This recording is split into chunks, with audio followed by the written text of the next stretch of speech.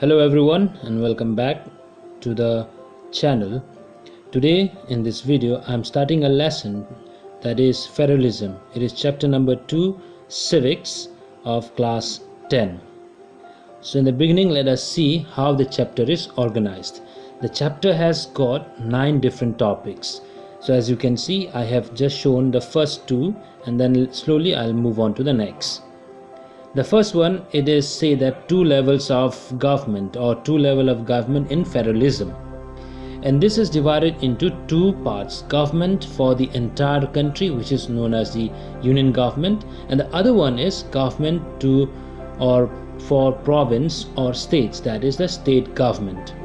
After which our next topic will be the key features of federalism, under which there are 7 different points.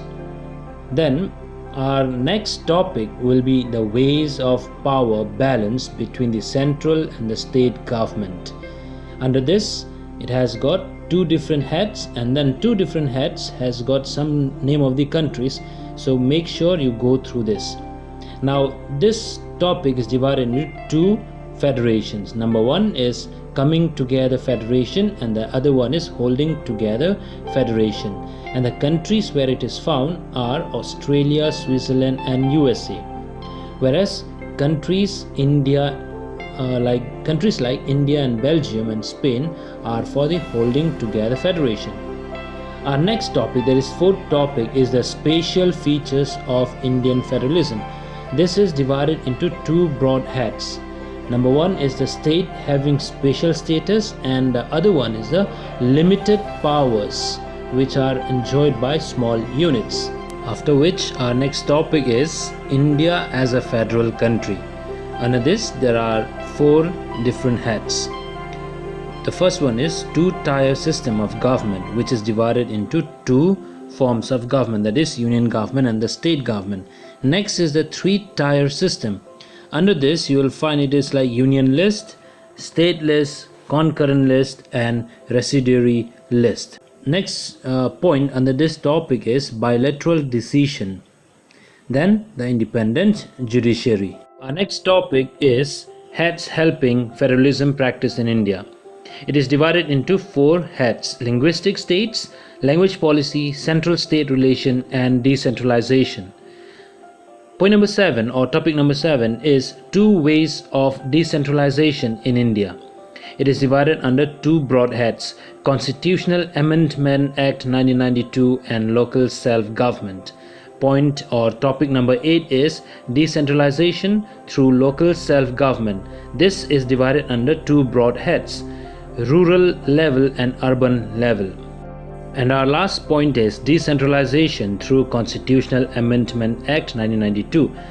This heading is divided under 4 heads: State Election Commission, regular elections, then share of revenue and local government, and then the last one is seats reserved for women and SC and STs.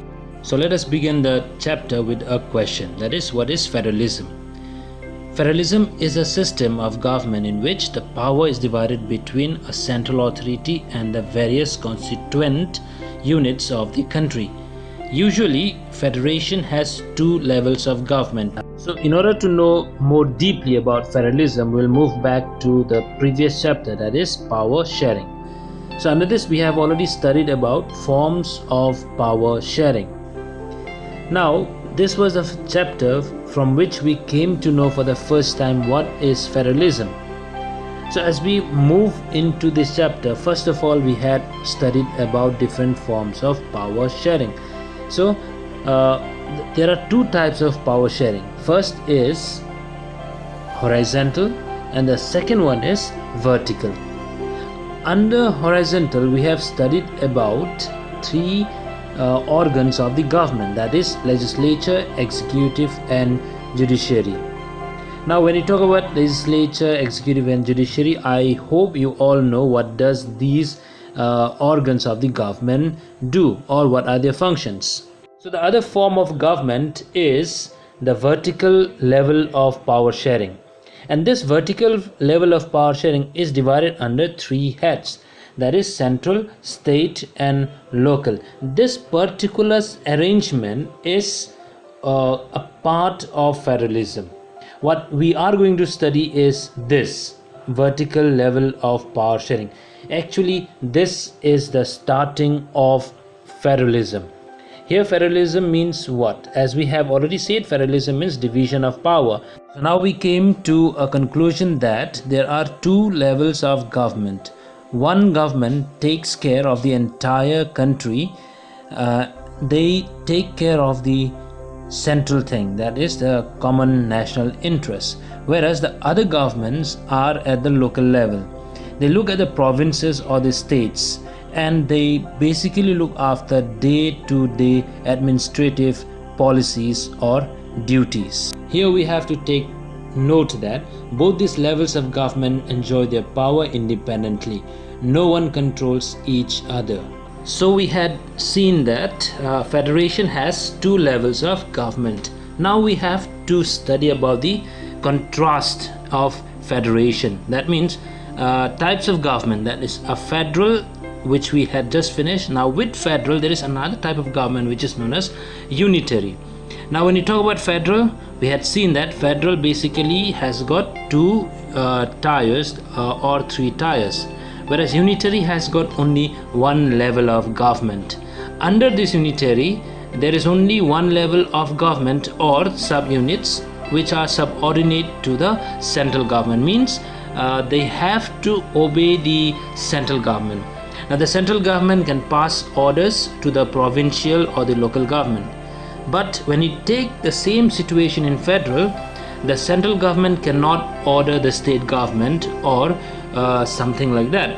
The state also cannot order the central government. The state government has powers of its own for which it is not answerable to the central government. Both these governments are separately answerable to the people. It doesn't mean that the center will not answer people's question or the state will not answer the people's question. Whenever necessary, both the state government or the central government are answerable to the people, but separately. Now let us move on to our next topic, that is the features of federalism. Key features of federalism. What we understand from this is that if these 7 points are present in any government, they will be termed as a federal country or a federal government. So what are these? Point number 1, two tiers of government. Point number 2, each tier has their own jurisdiction or judiciary. Number 3 is that existence and authority of each tier of government is constitutionally guaranteed. Next point is that changes brought down by the consent of both the levels of the government. Next is financial autonomy, and then the next one is dual objectives, and our last point is independent judiciary. Now let us see each point little briefly. Point number 1, two tiers of government means what? In a country or in any type of government which is to be known as federalism, there should be at least two or more levels of government. That means the state, central and local government if possible. Then only it will be known as a federal country. Point number 2, each tier has their own judiciary. Means what? There will be different tiers of government, and this government govern the citizens, which are the same citizens of a country, but they are controlling us. But each tier, let it be the state or let it be the central, they have their own jurisdiction in specific matters. Means laws, taxation, administration, it depends on the state or the central. Now the central government pass it for the center, state government pass this type of laws. That means regarding the laws, taxation or administration, it all depends on the state. Means both have their own power to write or to control or to pass laws. It doesn't mean that only state will pass for the whole country. No, center cannot pass it for the whole country. Yes, it can do in some regard, but not for each and every purpose. Now point number 3 says that jurisdictions of the respective levels of the tiers or the governments are already written there in the constitution. Okay, that means it is specified in the constitution that who will do what, or what type of duties will be given to the states, what type of duties will be given to the center or the local. So the existence and the authority of each tier of government is constitutionally guaranteed. So the next point says that in case if there is anything to be changed in the law or in the taxation or whatever it is, only one government cannot do it all alone. State cannot decide on its own, or the central cannot decide on its own. Both the state and the center should come together in order to change any kind of law or pass any kind of law. So you can see they cannot do anything unilaterally. Both the governments have to sit together or plan together so that they can change any kind of laws that is necessary. That means consent of both the state and the central is necessary for any kind of changes that is to be brought. So our next point is financial autonomy, which means that the sources of revenue for each level of the government is already specified in the constitutional. That is, the constitution has divided their duties and the way to earn money. That center from where they can earn money, or the state from where they can earn money. They are given freedom to earn revenue the way they like it. But center cannot impose anything for the state, and the state cannot impose anything for the center. Our next point is dual objectives. It means what? The federal system has to do two different roles, or has to play two different roles. First is to safeguard and promote unity of the country. That means he has to save, or the government has to save the people or the citizens of the country, and to tell them that unity is the best policy. Another thing is what, they, while doing all this thing, they also have to accommodate different type of religion in the country. He cannot, or the government cannot say that this religion is more important to me and that is not. Nothing like that. But what they have to do is they have to accommodate regional diversity. Means everyone is welcome in the country. That means in federalism, this is welcome. Unity plus safeguard of the people plus regional diversity is welcome in federalism. The last feature is independent judiciary.